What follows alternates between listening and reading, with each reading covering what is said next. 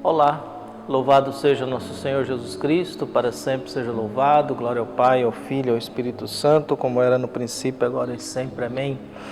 Queridos paroquianos aqui da nossa paróquia Nossa Senhora da Abadia, Lagoa da Confusão, Diocese de Cristalândia, 22 de agosto de 2022, nessa segunda-feira nós celebramos Nossa Senhora Rainha. A liturgia diária nos diz: a memória de hoje, de origem devocional, foi instituída em 1955 pelo Papa Pio XII.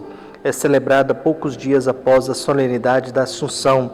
Maria, participando da gloriosa realeza universal do Cristo, é proposta como modelo e sinal de esperança para os cristãos que, já revestidos da dignidade real do Senhor no batismo, são chamados a reinar eternamente com Ele.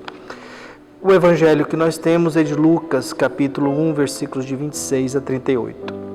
O Senhor esteja convosco, Ele está no meio de nós. Proclamação do evangelho de Jesus Cristo segundo Lucas. Glória a vós, Senhor. Naquele tempo, o anjo Gabriel foi enviado por Deus a uma cidade da Galiléia chamada Nazaré, a uma virgem prometida em casamento a um homem chamado José. Ele era descendente de Davi e o nome da virgem era Maria. O anjo entrou onde ela estava e disse: Alegra-te, cheia de graça, o Senhor está contigo. Maria ficou perturbada com essas palavras e começou a pensar qual seria o significado da saudação. O anjo então lhe disse: Não tenhas medo, Maria, porque encontrastes graças diante de Deus. Eis que conceberás e darás à luz a um filho, a quem porás o nome de Jesus. Ele será grande, será chamado Filho do Altíssimo, e o Senhor Deus lhe dará o trono de seu pai Davi. Ele reinará para sempre sobre os descendentes de Jacó, e o seu reino não terá fim. Maria ficou perguntando ao anjo: Como acontecerá isso se eu não conheço homem algum? O anjo respondeu: O Espírito virá sobre ti e o poder do Altíssimo te cobrirá com sua sombra. Por isso o menino que vai nascer será chamado Santo, Filho de Deus. Também Isabel, tua parenta, concebeu um filho na velhice. Este já é o 6º mês daquela que era considerada estéril, porque para Deus nada é impossível. Maria então disse: Eis aqui a serva do Senhor, faça-se em mim segundo a tua palavra. E o anjo retirou-se. Palavra da salvação. Glória a vós, Senhor. Queridos paroquianos, celebrando aí o título de Maria, viu, Senhora Rainha, nós aqui iniciamos essa nossa semana sempre refletindo aqui um pedacinho da palavra de Deus e procurando nos alimentar daquilo que é a nossa fonte de fé, que é os relatos bíblicos.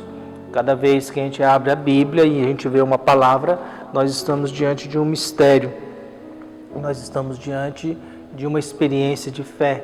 Cada palavra da Bíblia é uma história, cada palavra da Bíblia representa algo importantíssimo para o povo de Deus, em que a gente busca traduzir isso para o nosso mundo. Por algum motivo, por alguma razão, Deus escolheu um determinado tempo, um determinado local, uma determinada pessoa para entrar pessoalmente na história da humanidade. Deus precisava da nossa autorização e da nossa participação para se encarnar, para se tornar humano, para se tornar gente. É o que nós chamamos da monstruosidade de Cristo, né? E o Verbo se fez carne, o homem se fez carne, a palavra de Deus se encarnou, se tornou matéria, deixou de ser algo impalpável e se tornou algo pegável. E por isso nós temos aí o relato do Lucas, que é a anunciação do anjo a Nossa Senhora.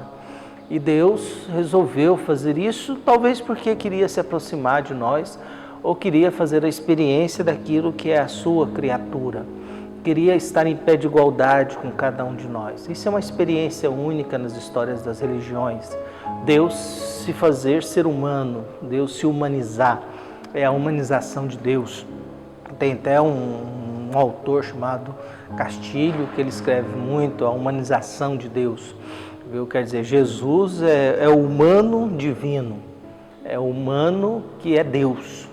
viu? Que é a nossa pessoa, nosso ser humano dentro das nossas condições, dentro das nossas realidades, vivendo o seu período histórico, vivendo o seu período naquilo que conhecia, dentro daquilo que era a realidade em que Jesus vivia. Jesus foi um homem encarnado dentro da sua realidade. Mas para isso Deus precisou da autorização nossa, Deus precisava da nossa participação, precisava da nossa natureza humana, já que Deus é da natureza divina, Ele não é da natureza humana. E por isso um anjo é enviado até Maria. Maria é uma mulher possivelmente em estado de oração, e o anjo vai até ela e faz uma proposta de alegria. Alegra-te, cheia de graça, o Senhor está contigo. A perturbação de Maria é porque cada vez que a gente via a manifestação de Deus na tradição bíblica, é sinal de que Deus quer colocar a mão na gente. O perigo disso é que Deus colocando a mão na gente, Deus altera violentamente a nossa vida. Deus colocando a mão na gente significa que a minha vida vai mudar. E na maioria das vezes não para melhor, na maioria das vezes para pior. Na maioria das vezes se torna mais difícil. Na maioria das vezes fica mais problemática, fica mais complicada, mais desafiadora, começa a ter mais problemas, mais dificuldades. Talvez por isso a perturbação de Maria, viu? E diante da perturbação de Maria, o anjo continua. O anjo entrou onde ela estava. Primeiro existe uma apresentação. É uma jovem, viu? O anjo Gabriel foi enviado a uma cidade da Galileia chamada Nazaré. Era um vilarejo minúsculo, talvez, 50 famílias, alguma coisa bem pequena, viu? Há uma jovem virgem prometida em casamento a alguém chamado José, que era da descendência de Davi, e por fim ele diz o nome dela.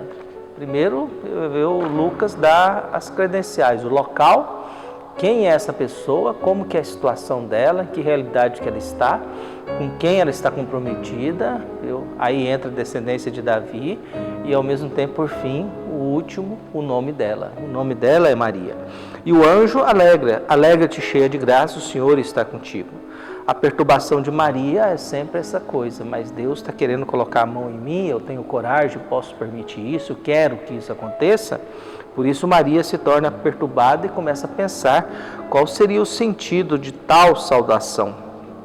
E o anjo continua dizendo, não tenhas medo. Diante da perturbação de Maria, o convite é não tenha medo. Na Bíblia sempre tem isso. Toda vez que Deus quer se aproximar de alguém, o pedido é que não tenha medo de Deus.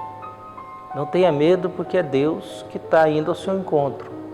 Porque Deus vindo ao nosso encontro, às vezes nos dá medo.